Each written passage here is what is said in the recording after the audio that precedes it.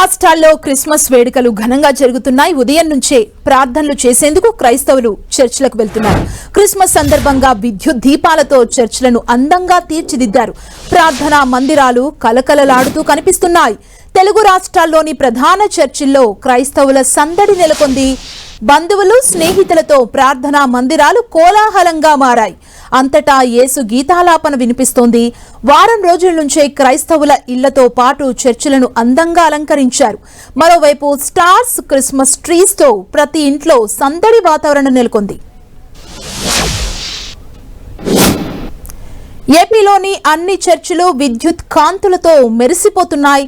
విజయవాడలోని గుణదల మేరీమాత విద్యుత్ దీపాలతో దేదీప్యమానంగా వెలిగిపోతోంది. మేరీమాతను దర్శించుకునేందుకు భక్తులు భారీగా తరలివస్తున్నారు. అటు విశాఖలోనూ చర్చిలన్నీ కలకల్లాడుతున్నాయి.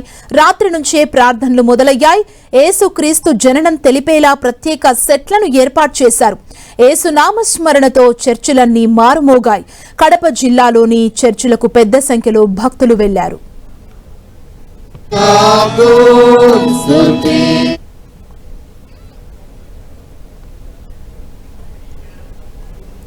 ఇక రెండు తెలుగు రాష్ట్రాల్లో క్రిస్మస్ వేడుకలు జరుగుతున్నాయి. అండ్ మనం విజయవాడ వెళ్దాం. విజయవాడలో క్రిస్మస్ సెలబ్రేషన్స్ ఎలా ఉన్నాయో మా ప్రతినిధి విజయచంద్రన్ అందిస్తారు. విజయచంద్రన్.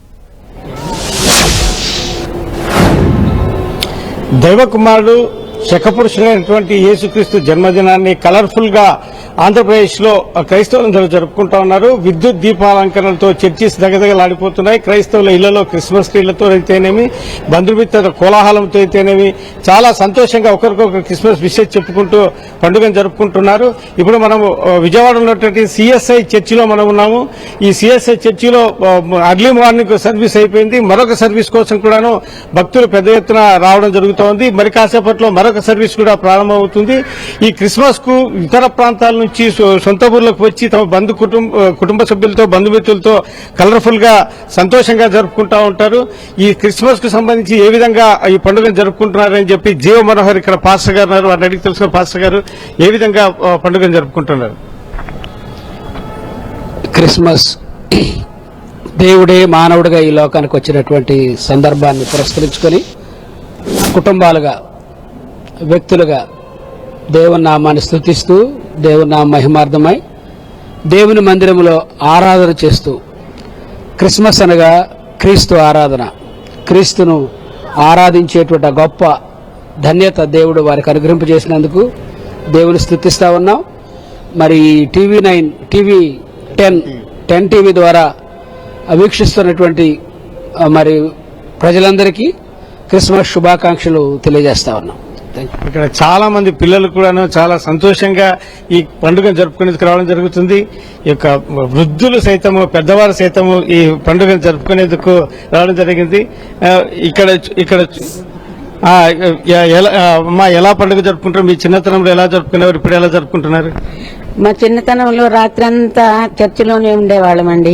ఇక్కడే పక్కనే ఉండేది మా ఇల్లు కూడా. అప్పుడు చిన్నప్పటి నుంచి ఈ చర్చిలోనే పెరిగాం, ఈ చర్చిలోనే అంతా అయ్యింది. ఇప్పుడు పెళ్లిళ్ళు ఏంటి, అన్ని బాప్తిస్వం, పెళ్లిళ్ళు మొత్తం ఈ చర్చిలోనే. మాకు చివరి దశలో కూడా ఈ చర్చిలోనే ఉండాలని మా ఆశ. ఇంత చక్కని క్రిస్మస్ ఏ చర్చిలో జరగదండి. మాకొచ్చిన పాస్టర్స్ ఏంటి, మాకొచ్చిన పెద్దలేంటి, అందరూ సక్సెస్ఫుల్ గా ఈ చర్చిని నడిపిస్తున్నారు. ఇక్కడ చూస్తే అందరూ కూడాను క్రిస్మస్ పండుగ సంతోషం అంతా కూడాను ఇలా మొహాల్లోనే కనబడుతుందని చెప్పొచ్చు. క్రిస్మస్ అంటేనే చాలా కలర్ఫుల్ గా ఉంటుంది. క్రిస్మస్ డెకరేషన్ కూడా చాలా అద్భుతంగా చేస్తారు. ఈ క్రిస్మస్ డెకరేషన్ అనేది ప్రతి చర్చిలో కూడాను పోటీలు పడి చేయడం జరుగుతుంది. యూత్ ఈ క్రిస్మస్ డెకరేషన్ చేయడంలో చాలా ముందుంటారు. వీరందరూ కూడాను వాళ్ళ పెద్దల నుంచి, అంటే ఈ సంఘంలో ఉన్నటువంటి డీకెన్స్ దగ్గర నుంచి వీరు ఈ క్రిస్మస్ డెకరేషన్ ఏ విధంగా చేయాలనేది చిన్ననాటి నుంచి ఒక ట్రైనింగ్ లాగా తీసుకుంటారని చెప్పొచ్చు. ఒక విధంగా చెప్పాలంటే కనుక ఈ క్రిస్మస్ డెకరేషన్ లో కూడాను ఏ విధంగా చేయాలనేది ఒక డిజైన్లు వేసుకుని దానికి సంబంధించి కలర్ఫుల్ గా ఎట్లెట్లా చేయాలి అనే దాని మీద ప్రతి సంవత్సరం ఒక వినూత్నంగా ఈ డెకరేషన్లు చేయాలనేటువంటి విధంగా ఈ ఒక ప్రత్యేకంగా ఈ డిజైన్స్ చేయడం జరుగుతుంది. క్రిస్మస్ అంటేనే ఒక కలర్ఫుల్ పండుగ కాబట్టి యేసుక్రీస్తు జన్మదినాన్ని ప్రపంచవ్యాప్తంగా జరుపుకోవడం జరుగుతుంది. విజయవాడలో కూడాను పెద్ద ఎత్తున ఈ పండుగను జరుపుకుంటా ఉంటారు. ఈ రాష్ట్రం అంతా కూడాను క్రిస్మస్ సంతోషంతో క్రైస్తవులు క్రైస్తవులందరూ ఉన్నారు. బంధుమిత్రాదులతో అందరూ కూడాను డిన్నర్లు చేసుకుంటూనేమి, సంతోషంగా గడుపుతుంటేనేమి, ప్రతి ఒక్కరిని కూడాను బంధుమిత్రులతో కలిసి చర్చిలోకి వచ్చి ప్రార్థనలు చేసుకోవడం అయితేనేమి చాలా కలర్ఫుల్ గా ఎంజాయ్ చేస్తూ ఉంటారు. ఈ క్రిస్మస్ అనేది ప్రధానంగా చూస్తే కనుక చిన్నపిల్లల పండుగగా చెప్పొచ్చు. ఎందుకంటే శాంతా క్లాస్ బొమ్మలతో వీరందరూ కూడా ఆడుకోవడం అయితేనేమి, తర్వాత వీటందరినీ కూడా చిన్నపిల్లలతో ఎంజాయ్ చేస్తూ ఉంటారు.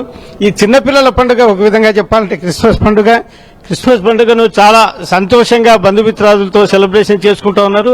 మరి కాసేపట్లో మరొక సర్వీస్ కూడా ఈ సిఎస్ఐ చర్చిలో జరుగుతుంది. విజయవాడ నగరంలో ఉన్నటువంటి చర్చెస్ లో గుణదల మేరీమాత చర్చి తర్వాత ఈ విజయవాడ సిఎస్ఐ చర్చి అనేది ప్రముఖమైనటువంటి ఈ చర్చిలో ఉన్నటువంటి ఈ పెద్దలందరూ కూడా చాలా కలర్ఫుల్ గా చాలా అంటే వచ్చేటువంటి ఏదైతే కనుక భక్తులందరికీ కూడా అన్ని సౌకర్యాలు కల్పించుకుంటూ ఈ పండుగను ఘనంగా నిర్వహిస్తా ఉన్నారు.